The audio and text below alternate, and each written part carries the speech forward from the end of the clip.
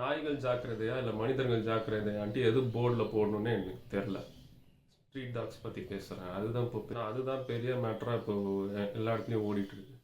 ஏன்னா இப்போ சுப்ரீம் கோர்ட்டில் என்ன சொல்லியிருக்காங்கனாக்கா ஸ்ட்ரே டாக்ஸே ஸ்ட்ரீட்டில் இருக்கக்கூடாது.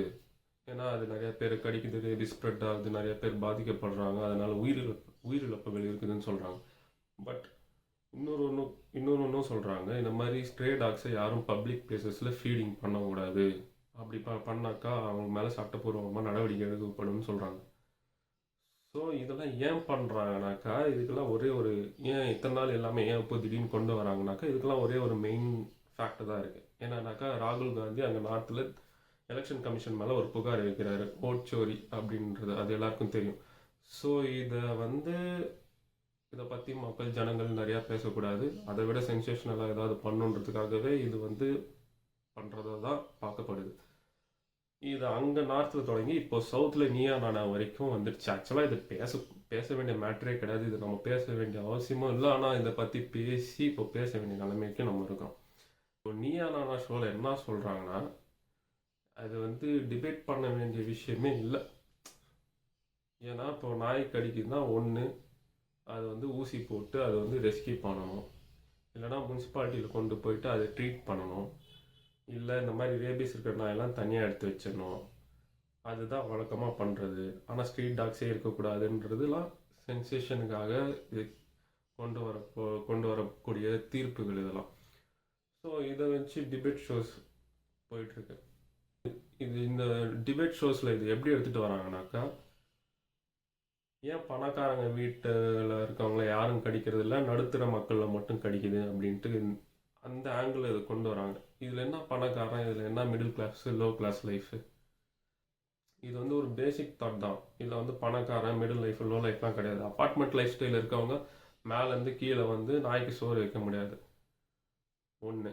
ரெண்டாவது, அந்த மாதிரி இடத்துல இருக்கவங்க அவங்களே நிறையா பெட் டாக்ஸ் வச்சுருப்பாங்க, நிறையா ஹஸ்கீஸ், நல்லா லக்ஸரி ப்ரீட்ஸ் வச்சுருப்பாங்க. ஸோ அவங்க கீழே வாக்கிங் கூப்பிட்டு வரப்போ அந்த இடத்துல மற்ற நாய்ங்க நடமாட்டம் இருக்கக்கூடாதுன்றதுக்காக அவங்க ஃபஸ்ட்டே முனிசிபாலிட்டி கிட்டலாம் சொல்லி வச்சுருப்பாங்க.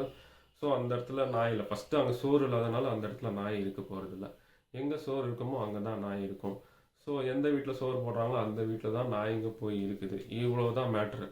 அதை விட்டுட்டு ஏன் பணக்காரங்கிட்ட நாய் கடிக்கிறதில்ல, ஏழைங்கக்கிட்ட நாய் கடிக்கிறது.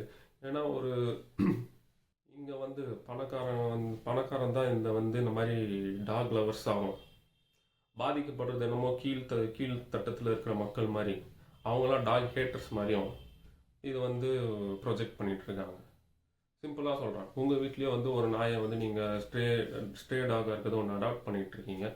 அது இன்ஃபெக்ட் ஆகிடுச்சு, அது வீட்டில் இருக்கவங்க கடிக்குது, யார் சொல்கிற பேச்சுக்கும் அடங்காமல் இருக்குதுனாக்கா என்ன தான் டாக் லவராக இருந்தாலும் நம்ம அதுக்கு என்ன செய்யணுமோ அதை தான் செய்ய போகிறோம், ரைட்?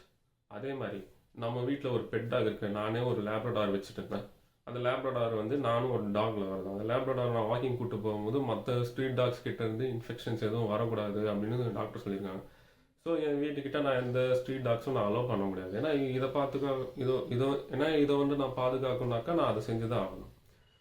ஸோ இதை ஒரு பேசிக் ஒரு காமன் சென்ஸ் உள்ள விஷயம் இது. ஸோ இதை எது எப்படி பண்ணணுமோ அதை தான் அப்படி பண்ணிட்டு தான் போகணும். இதை டிபேட்டாக வச்சு இது இவங்களுக்கு ஹர்ட் ஆகுது, டாக் லவர்ஸ்க்குலாம் ஹர்ட் ஆகுற மாதிரி இருக்குது இந்த தீர்ப்பு, டாக் விக்டிம்க்கு இது தேவையான தீர்ப்பு, இது அப்படிலாம் கிடையாது. முடிஞ்ச அளவுக்கு இப்போ ஆல்ரெடி நிறையா என்ஜிஓஸ்லாம் இருக்குது. இந்த தீர்ப்பு வரதுக்கு முன்னாடி நிறைய என்ஜிஓஸ் இருக்குது. They are rescuing stray dogs and they are organising campaigns, vaccination campaigns, and they are also organizing adoption drives. So இந்த மாதிரி நிறையா இருக்குது. ரெஸ்கியூ பண்ணிட்டு வர டாக்ஸு, ஸ்ட்ரீட்டில் இருக்க பப்பீஸ்லாம் எடுத்துகிட்டு வேக்சினேட் பண்ணி அதை அடாப்ஷனுக்கு கொண்டு வந்துட்டுருக்காங்க. நிறைய ஆர்கனைசேஷன்ஸ் இதெல்லாம் பண்ணிட்டுருக்காங்க. ஸோ இதை பற்றி யாரும் நினைக்கிறதில்ல. ஸோ எத்தனை பேர் இந்த மாதிரி அடாப்ஷன் ட்ரைவ்ஸை தேடிட்டு போய் அங்கேருந்து டாக்ஸை வீட்டுக்கு எடுத்துகிட்டு வரோம், அது பண்ணுறதில்ல. நம்ம ஸ்ட்ரீட்டில் இருக்க டாக்ஸே நம்ம என்றைக்காவது தூக்கிட்டு போய் வேக்சினேஷனோ ரெஸ்கியூ பண்ணி வீட்டில் வச்சுருக்கோமா? சும்மா ரோட்டில் இருக்க நாயை ரோட்லேயே சாப்பாடு போட்டு விட்டுறோம்.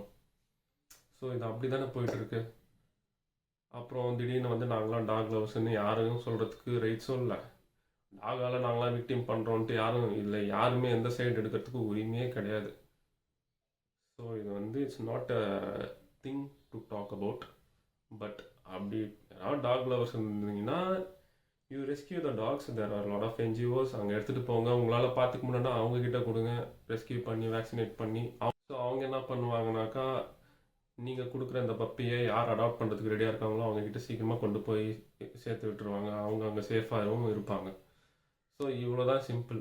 இதை விட்டுட்டு இது ஒரு சொசைட்டிக்கு ஒரு பெரிய ப்ராப்ளமாகும், இது ஒரு சொசைட்டிக்கு தேவையான ப்ராப்ளமாக ப்ரொஜெக்ட் பண்ணி நாட்டு நிம்மதியை கெடுத்து அதை வந்து மீம்ஸில் போட்டு ரீல்ஸில் போட்டு அதெல்லாம் பார்க்கறதுக்கு ரொம்ப கிரிஞ்சாக இருக்குது. பார்க்கறதுக்கு இவ்வளோ சென்ஸ்லெஸ் பீப்புள்ஸ்லாம் இருக்காங்களான்னு நம்ம நினச்சிட்டு இருக்கோம்.